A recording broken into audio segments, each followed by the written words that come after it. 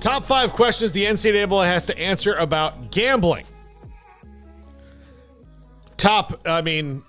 Mac, told us it's something that they've, had to talk about again, and they try to keep ahead of it. But I don't know how. We'll get that in a second. But number 5, here's one I'm wondering about. Are you really going to say no to those ad dollars long term?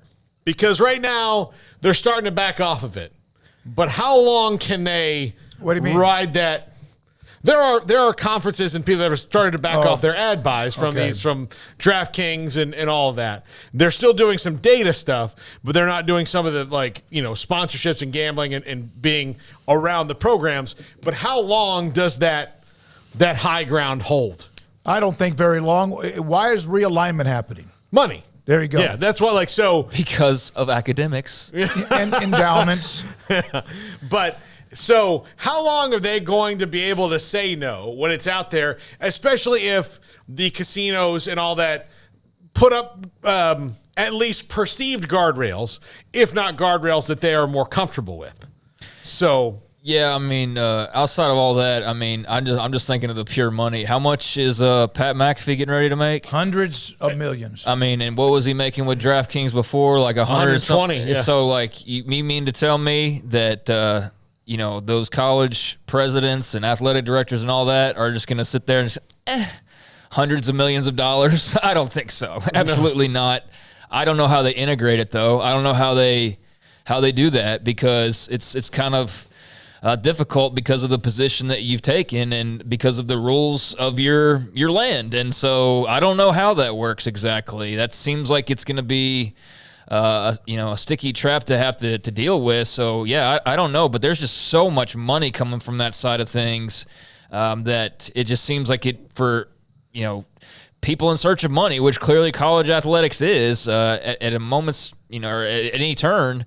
That's beer sales. That would have been thought of never and now everybody does it, but private schools basically, and even some of those probably sneak it in. But now that's just normal, is to have beers at games and college campuses and all of that. So yeah, I don't know how they turn that money away. It's not even private. It's religious schools whose religion still, who prohibits it. That's why I said, well, they probably do some of that too, but because I'm thinking of Baylor, and I know they're probably not the only, But it is again, it's it's just about the perceived guardrail. So this isn't, I wouldn't say that they're done with this money forever and that's it. They tried it, they're going to leave. They're just putting it on pause until they figure it out. Yeah, that's what they're doing. Number 4, how widespread is it? It's probably way easier for players to get away with than you even imagine, at least at first. And then the biggest concern is the coaches, and it's not. I wouldn't worry. If Nick Saban was doing this, I would worry about his off-season habits. He's gotten in deep with the Sharks, but that's not going to happen. What you do worry about is the tennis coach doing it because he likes gambling and he only makes, especially at some schools, he might make $68,000 a year. Oh, not a head coach.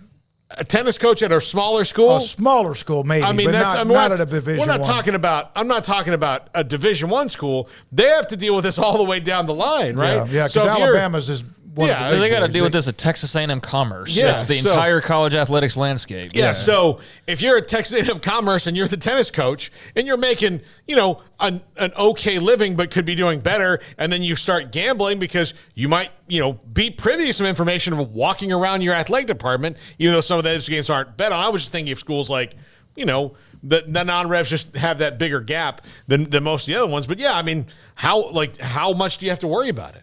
I think it's trainers.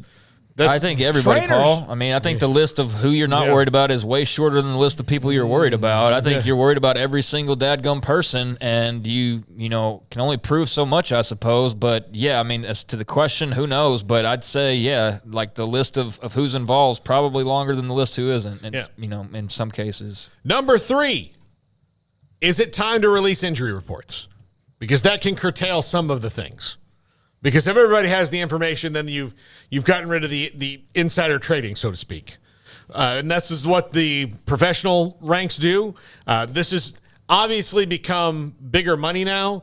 And I do think, look, they put everybody in the injury tent, and that's fine. But I I don't know how you can continue to say, like, well, the privacy of the kid. Okay. When you can I don't see think him that's break ever his gonna- leg. I know that would probably help. For example, Baylor had a player injured in the spring game, and I asked about it and have not heard back. Now, it's not before a game or before a season. It's the HIPAA law. At the same time, I would love to see that become more, I guess, public. But if the student athlete or his parents don't want it out there, then what? Well, okay, I'm gonna give you a compromise. All you have to tell me is that he's out. Yeah, You don't have to tell me why. You think Art Browse would have ever done that? Hell no. No, but like you don't have to tell me. But if the rules state that he has to, you have to say who's in and out. You don't have to say that David Smoak is out because of a bad back. Okay. You just have to say that he's in or he's out. Now in the NFL, they give specifics because everybody's watching and watches a guy go off the field with ice in his knee. So I'm not going to go, how's Tom Brady's elbow when I know that the ice was on the knee? That's. So you kind of have to lean into it. They can, say he's in or he's out. That's all they have to do. And you're asking a question. You're not saying it is time. You're asking, is it time? I think it is, but I think is it time to maybe do that? Because again, you're talking about in and out. That's all you have to say. Yeah, I mean, I think there needs to be a clear division here. If you are just a regular college football team like you've always been, no, I don't see why you're being forced to do that just because people on the outside are gambling, but you're not gambling yourself, so you don't owe them any obligation whatsoever. But if you want to go break off and be the power two and pay players like their employees, well, then what's stopping you from releasing injury reports? Because you're basically professional at that point anyway. Mm-hmm. So we're not going to have them have to pay taxes on these deals. They're not going to have to release any information. Like, this is the greatest job of all time. You get every benefit, and outside of the work you have to do, basically no risk whatsoever or any kind of information. Like, yeah, I think that's some of the things that you open yourself up to if you want to turn it into pro football, which I know it's borderline that already. But if the Big Ten SEC were to go Super League it or whatever, which I still don't, fully think is imminent, but that's where I could see it being certainly in the cards would be a situation like that. Is that Cam Rising limping off the field? Yep. Yeah, I hope he's going to be good. Yeah. May see him in early September. May not. Yep. Yeah, I hope so. Number 2, is this another thing you have to wait on Congress for? Because you've got 33 states where sports betting is legal. You've got 17 states where it is not. And I'm not sure where the District of Columbia falls in this either, as far as the legality of sports betting. But 17 states where it's not, 17 states where it eventually probably will be. There will be some all the way down the line that hold out until every state that borders them has everything, and that they just don't want to send that money across the border anymore. So kind of like this one right here in Texas. But do you have to wait on them to set up? Because right now, there are not a lot of national guardrails in place for this because, like marijuana, it's only legal in certain states, so they don't put up any federal guardrails.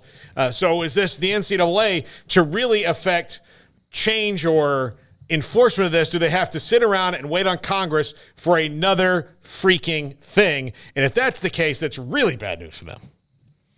Yeah, I've seen where Baker has been out there. He's trying to get a few things done, at least trying, whether or not anything ever occurs or not. But I did see that earlier today, that there's different bills and legislation or whatever. Good luck to him to try to get that done. Yeah. That's the life he's chosen, though.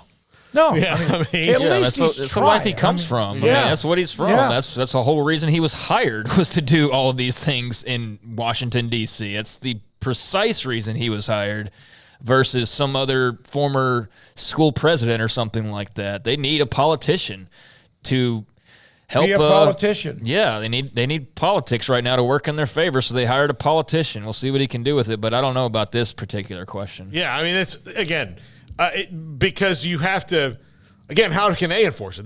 They're not cops. Yeah, I don't really know what their jurisdiction would be to begin with Yeah. on this. I mean, I feel like if you're college athletics and you determine that you want gambling to become legal, then I don't know why you need Congress, but I don't know how all that works, and I don't know. So, Well, I think it's more of like an interstate issue of, okay, in Iowa they can bet, in Texas they can't. Right, yeah. What are the what are the national rules that we have to well, if that's the adhere case, to? if it's And- like NIL, like you said, then no. I mean, they're probably going to have to wait, but I don't. That just seems like it'd be so even more messy than the NIL stuff is by a long shot. That would be a disaster. Yeah, it might be a little smoother because there's probably larger interest lobbying paying for it. But number 1, How do you stay one step ahead of it? And I know the NCAA is one step ahead of zero things, but that's the other thing is as technology changes or as people figure out ways to, well, I don't have a DraftKings account, but my roommate who's not an athlete does. You know, so, you know, those are things that you're going to have to work around as well. So you move through all these different things, and how do you stay one step ahead of it? Do you have to make sure they don't, you know, do you have to check their Venmo accounts? Do you have to, I mean, I don't know. And then you've got privacy issues. Then you've got all these other things that they're probably going to get sued for. Dennis Dodd had a great column on a lot of things talking about David Baker working for the column full of lies. No, I'm just kidding. The NCAA spends $10 million a year on average on lawsuits just involving football. Mm-hmm. So, and then you're talking about maybe making not injury specifically, but whether a player is going to play or not, and you still wonder if there's some sort of a cross in the line there. Yeah. So I think that's, and I gave you the easiest compromise for that to happen, but we'll see, and we'll see how it all goes. But there are far more questions that the NCAA is going to have right now than maybe answers, and this is not going to get resolved, you know, in a memo. And by the way, asking Mac Rhodes about it is I immediately left myself a nugget on that, and it's not like they haven't like discussed it, but now it's like there's, as Craig said, now you have all of these other issues that has kind of like come together at once in college athletics. None of which you solved. Yeah, exactly. None of which you've taken care of in the time. Yeah. And now you have this one as well with college, the betting issue that could just like roll through dozens of programs before you know it. All right, Garrett Ross, Jack McKenzie,